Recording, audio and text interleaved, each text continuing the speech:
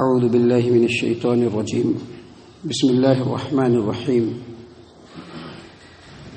اشتروا بآیات اللہ ثمنا قلیلا فصدوا عن سبیلہ انہم ساء ما كانوا يعملون لا يرقبون في مؤمن الا ولا ذمة واولئک هم المعتدون فإن تابوا وأقاموا الصلاة وآتوا الزكاة فإخوانكم في الدين ونفصل الآيات لقوم يعلمون وَإِن نَكَثُوا أَيْمَانَهُم مِّن بَعْدِ عَهْدِهِمْ وَطَعَنُوا فِي دِينِكُمْ فَقَاتِلُوا أَئِمَّةَ الْكُفْرِ إِنَّهُمْ لَا أَيْمَانَ لَهُمْ لَعَلَّهُمْ يَنْتَهُونَ۔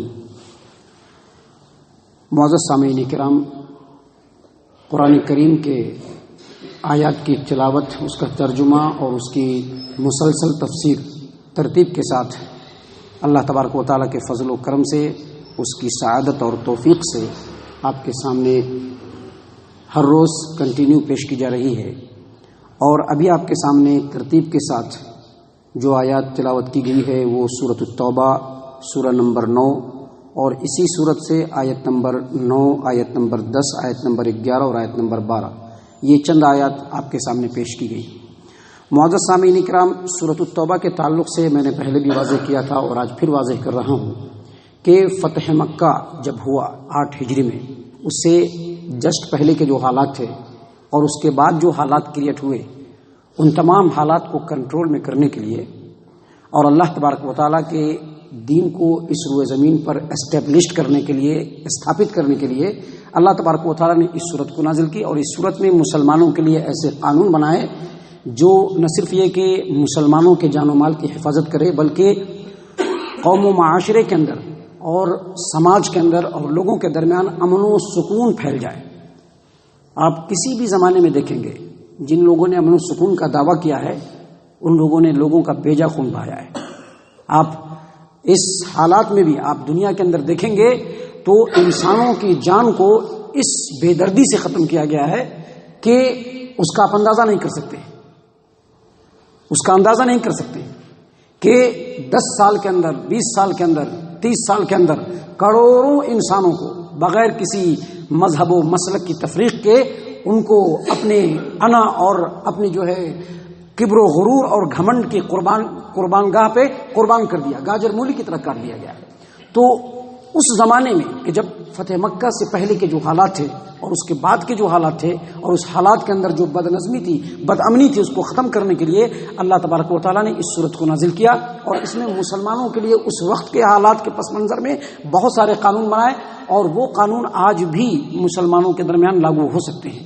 معزز سامعین کرام، اللہ تبارک و تعالیٰ اس صورت کے ذریعے سے مسلمانوں کو واضح طور پر بتلا دیا کہ اخلاقی معاملات میں غیر ہمیشہ تمہارے ساتھ ہیں، لیکن دینی معاملات میں کبھی بھی ان سے ساز باز نہیں ہو سکتی ہیں۔ جو دینی معاملات ہو، جو اللہ کے احکام کی پیروی کے معاملات ہو، جو اللہ تبارک و تعالیٰ کے حکموں کے سامنے جھکنے کے معاملات ہو، وہاں پر غیروں سے کسی بھی طریقے سے ساز باز نہیں کیا جا سکتا ہے، چونکہ یہ اللہ تبارک و تعالیٰ کی سرزمین ہے، اور یہ جو آسمان ہے وہ اللہ تبارک و تعالیٰ کا ہے، اس میں جو ہوائیں ہیں وہ بھی اللہ تبارک و تعالیٰ کی ہیں۔ دنیا کے اندر چاہے مسلم ہو یا نان مسلم ہو، جتنے بھی لوگ ہیں سب اللہ تبارک و تعالیٰ کی دی ہوئی نعمتوں کو کھا رہے ہیں، پی رہے ہیں، لیکن اس کے باوجود اگر وہ لوگ اللہ تبارک و تعالیٰ کے احکامات کو نہیں مانتے ہیں تو اللہ تبارک و تعالیٰ کا ایک سچا بندہ اخلاقی معاملے میں تو اس کے ساتھ ہو سکتا ہے، لیکن دینی معاملے میں اس کے ساتھ نہیں ہو سکتا ہے۔ معزز سامعین کرام، انہی باتوں کو بیان کرتے ہوئے اللہ تبارک و تعالیٰ نے نبی اکرم صلی اللہ علیہ وسلم کو اور صحابہ کرام کو کہا کہ عرب اور مدینے کے ارد گرد جتنے بھی کفار و مشرکین ہیں ان کو 4 مہینے کی مہلت دی جائے، اور 4 مہینے کے اندر میں اگر وہ اسلام قبول کرتے ہیں تو ٹھیک ہے، نہیں تو ان سے تمام کے تمام ایگریمنٹ کو ختم کیا جائے۔ معزز سامعین کرام، اللہ تبارک و تعالیٰ ابھی جو آیات آپ کے سامنے پڑھی گئی اس میں اللہ تبارک و تعالیٰ نے انہی لوگوں کی دھوکہ دھڑی کو، یعنی جو مسلمانوں کے ساتھ رہ رہے مشرک تھے، ان کا حال یہ تھا کہ جب کوئی ایگریمنٹ کرتے مسلمانوں سے تو اس کا بھرپور فائدہ اٹھاتے، لیکن جب بھی موقع ملتا مسلمانوں کے پیٹ کے اوپر چھڑا بھونک دیتے تھے۔ اس کی بے شمار مثالیں نبی اکرم صلی اللہ علیہ وسلم کے زمانے میں موجود ہے۔ اس میں سے ایک مثال میں نے اس سورت کے تفسیر کے آغاز میں ہی کہا تھا کہ صلح حدیبیہ کے موقع سے مسلمانوں کے درمیان اور مشرکین مکہ کے درمیان ایگریمنٹ ہوا. ایگریمنٹ میں یہ ہوا کہ 10 سال تک دونوں قوم ایک دوسرے سے لڑے گی جھگڑے گی نہیں, جنگ نہیں ہوگا. اور ایگریمنٹ یہ بھی ہوا کہ جو مسلمانوں کے ساتھ دینے والے قبیلے ہوں گے مشرکین مکہ, ان کے اوپر ہاتھ نہیں ڈالیں گے, اور جو مشرکین مکہ کا ساتھ دینے والے جو قبیلے ہوں گے مسلمان ان پر ہاتھ نہیں ڈالیں گے. لیکن 1 سال گزرنے کے فوراً بعد بنو بکر اور بنو خزاعہ, بنو بکر جو تھے یہ مشرکین کا ساتھ دے رہے تھے اور بنو خزاعہ یہ مسلمانوں کا ساتھ دے رہے تھے. تو بنو بکر اور بنو خزاعہ کے درمیان جھنجٹ ہو گیا, لفڑا ہو گیا, جھگڑا شروع ہو گیا. اب معاہدے اور ایگریمنٹ کے مطابق ہونا یہ چاہیے تھا کہ مسلمان اپنی جگہ پر برقرار رہتے, مشرکین مکہ اپنی جگہ پر رہتے, دونوں میں سے کوئی دوسرے کا ساتھ نہیں دیتا.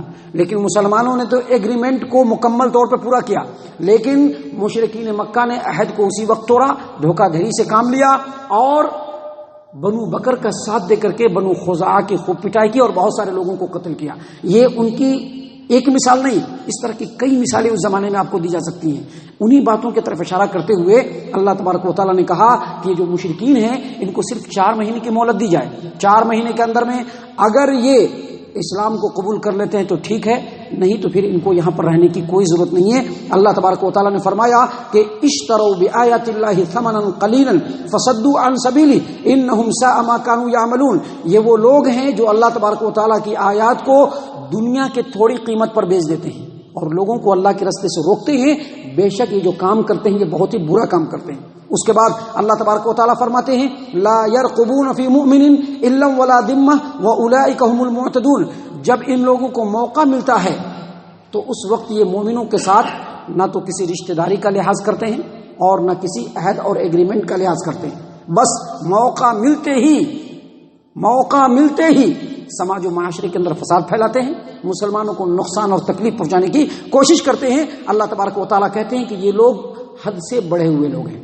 مطلب کیا؟ مطلب یہ کہ یہ جو قرآن کریم ہے یہ صرف مسلمانوں کے لیے نہیں ہے, بلکہ یہ قرآن کریم رب العالمین کا پیغام ہے. اور رب العالمین دنیا کے تمام لوگوں کی پرورش کر رہا ہے. جو رب کے سامنے جھک رہا ہے اس کی بھی پرورش کر رہا ہے, جو رب کے سامنے نہیں جھک رہا ہے رب العالمین اس کی بھی پرورش کر رہا ہے. اور ان تمام کے لیے اللہ تبارک و تعالیٰ نے اس کلام کو نازل کیا ہے, تمام کے لیے. اللہ فرماتے ہیں کہ ایک طرف یہ قرآن کریم ان لوگوں کو سچائی کا راستہ دکھلا رہا ہے, ایمانداری کا راستہ دکھلا رہا ہے, عہد اور وعدے کو نبھانے کا راستہ دکھلا رہا ہے. دوسری طرف یہ لوگ اپنے مفاد میں پڑے ہوئے ہیں. دنیا کے چند روزہ مال و دولت کی لالچ میں یہ لوگ اللہ تبارک و تعالیٰ کے احکامات کو اور تمام اخلاقی اقدار کو اپنے مفاد کے بھیٹ پر قربان کر رہے ہیں, اپنے نفس کی پرستش میں پڑے ہوئے ہیں.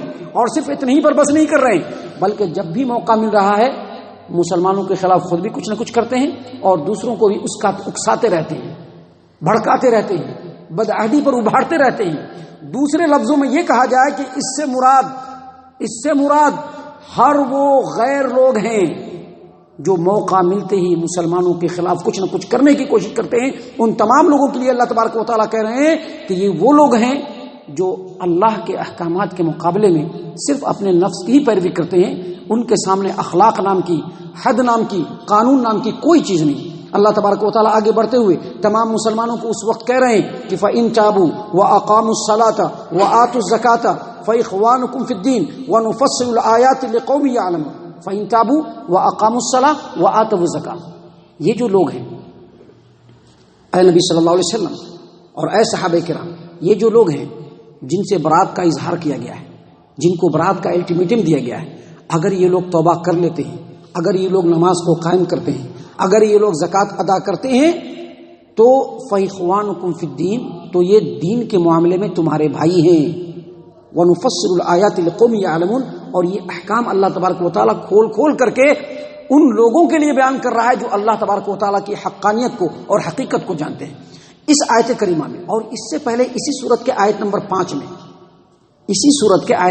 میں اللہ تبارک و تعالیٰ نے فرمایا کہ اگر یہ مشرکین توبہ کر لیں, نماز کو قائم کر لیں, زکوٰۃ ادا کر لیں تو آپ ان کے راستے کو چھوڑ دیجئے. آپ ان کے راستے کو چھوڑ دیجئے. کیا مطلب؟ ان کے راستے کو چھوڑ دیجئے. اس کا مطلب یہ ہے کہ آپ سے انہوں نے اپنے جان اور مال کو محفوظ کر لیا. اور یہاں پر یہ بتلایا جا رہا ہے کہ صرف آپ سے اپنی جان اور مال کو محفوظ نہیں کیا, فَإِخْوَانُكُمْ فِي الدِّينِ, بلکہ وہ اب آپ کے دینی بھائی بھی بن گئے.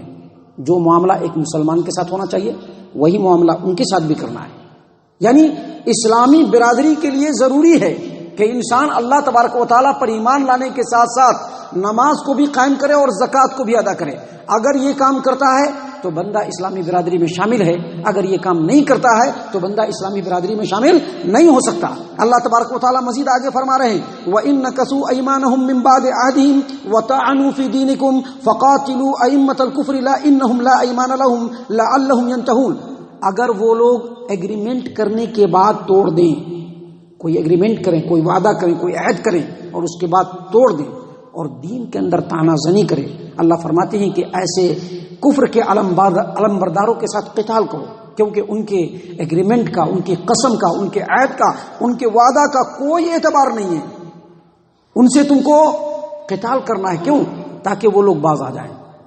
قتال اس لیے کرنا ہے تاکہ یہ اپنے ظلم و زیادتی سے باز آ جائیں. معزز سامعین کرام، اس آیت کریمہ کا جو اصل مراد ہے وہ نبی اکرم صلی اللہ علیہ وسلم کے زمانے میں جو اس صورت کے ذریعے سے اعلان براءت نازل ہوا، اس سے پہلے وہ تمام کفار و مشرکین قبیلے ہیں جو اسلام تو قبول نہیں کیے لیکن اسلام کا مذاق اڑاتے رہے، مسلمانوں کا مذاق اڑاتے رہے. جب بھی کوئی ایگریمنٹ کیا تو ایگریمنٹ کو توڑا. وہ تمام لوگ مراد ہیں. اور اس سے مراد وہ لوگ بھی ہیں جو اس اعلان براءت کے بعد اوپری طور پر تو اسلام قبول کر لیا، کیونکہ مسلمانوں کا غلبہ ہو رہا ہے تو دکھاوے کے لیے اسلام تو قبول کر لیا غلبے اور دباؤ کے تحت آ کر کے، لیکن دل میں ہمیشہ ایک بات ہے کہ اسلام کے اندر ذرا سا بھی کمزوری آئے تو اس وقت اپنا اصلی رنگ دکھا دیں، بغاوت پہ آمادہ ہو جائیں. اور جب تک نبی اکرم صلی اللہ علیہ وسلم زندہ رہے ان لوگوں کو یہ موقع نہیں ملا. نبی اکرم صلی اللہ علیہ وسلم کی وفات کے بعد فوراً انہوں نے اسلام سے منہ موڑا، بغاوت کا علم بلند کیا، مرتد ہو گئے. کیونکہ وہ یہ سمجھ رہے تھے کہ اسلام کو جو غلبہ، جو شان و شوکت، جو مقام حاصل ہے وہ نبی اکرم صلی اللہ علیہ وسلم کی وجہ سے ہے. حالانکہ ایسا نہیں تھا. یہی وجہ ہے کہ ان لوگوں نے جیسے ہی بغاوت کا علم بلند کیا، ابو بکر صدیق رضی اللہ عنہ نے اسی آیت کریمہ کی روشنی میں ان کی پوری خبر لی اور پورے مرتد ہونے والے لوگوں کو صاف کر دیا. یعنی فتنہ ارتداد کو مکمل طور پہ ختم کر دیا انہوں نے. معزز سامعین کرام، اسی آیت کریمہ کے ضمن میں ایک بات اور معلوم ہوتی ہے کہ اگر کوئی اسلامی مملکت ہو، اسلامی حکومت ہو اور وہاں پر اہل الذمہ کسی بھی اسلامی مملکت میں، کسی بھی اسلامی حکومت میں اگر کوئی غیر جا کر کے رہتا سہتا ہے تو ایگریمنٹ کے ساتھ ان کو رہنے کی اجازت ہے. ایگریمنٹ کے ساتھ وہاں پہ وہ رہ سکتے ہیں، پورے ایگریمنٹ کے ساتھ وہ رہیں. لیکن اس آیت کریمہ کی روشنی میں یہ بتلایا جا رہا ہے کہ ایسے اہل الذمہ لوگ اگر وہاں جانے کے بعد ایگریمنٹ کے ساتھ رہ رہے ہوں لیکن اسلامی مملکت میں رہنے کے باوجود اسلام اور مسلمانوں کے اوپر تانا زنی کرتے ہو، اسلامی احکامات کا مذاق اڑاتے ہو، اسلامی مملکت کو یہ حکم دیا جا رہا ہے کہ اس کا ایگریمنٹ اس کے ساتھ ہی ٹوٹ جائے گا اور اس کی سرکوبی کرنا مسلم حکومت کے لیے ایک دم ضروری ہو جائے گا. اسی آیت کریمہ سے ضمن ایک بات اور معلوم ہوتی ہے کہ چاہے وہ اہل الذمہ ہو، چاہے وہ کوئی بھی انسان ہو، اگر اس نے رسول اکرم صلی اللہ علیہ وسلم کے شان میں گستاخی کی تو وہ واجب القتل ہے، چاہے وہ کہیں پر کبھی رہنے والا ہو. اگر اس نے اسلام کے ہمارے محمد عربی صلی اللہ علیہ وسلم کی شان میں گستاخی کی، ایسا شخص واجب القتل ہے. کیونکہ جس نے محمد صلی اللہ علیہ وسلم کی شان میں اور ذات میں گستاخی کرنے کی کوشش کی، دراصل وہ دین کے اوپر ہی تانا زنی کر رہا ہے. کیونکہ دین کے لانے والے کون ہیں؟ وہ ہمارے محمد عربی صلی اللہ علیہ وسلم. اگر ان کے تعلق سے کسی نے بھی ایک رتی بھی گستاخانہ کلمات کہا وہ واجب القتل ہو جاتا ہے اور اس کا قتل کرنا واجب ہے.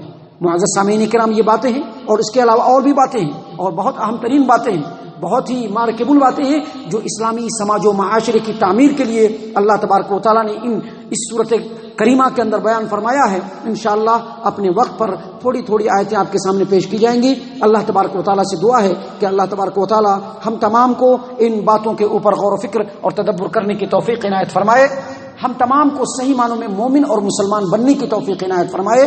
اللہ تعالیٰ صحابہ کرام رضی اللہ عنہم اجمعین کے اسوہ حسنہ پر چلنے کی توفیق عنایت فرمائے، رسول اکرم صلی اللہ علیہ وسلم کا متبع اور پیروکار بنائے، جنت الفردوس میں جگہ عطا فرمائے۔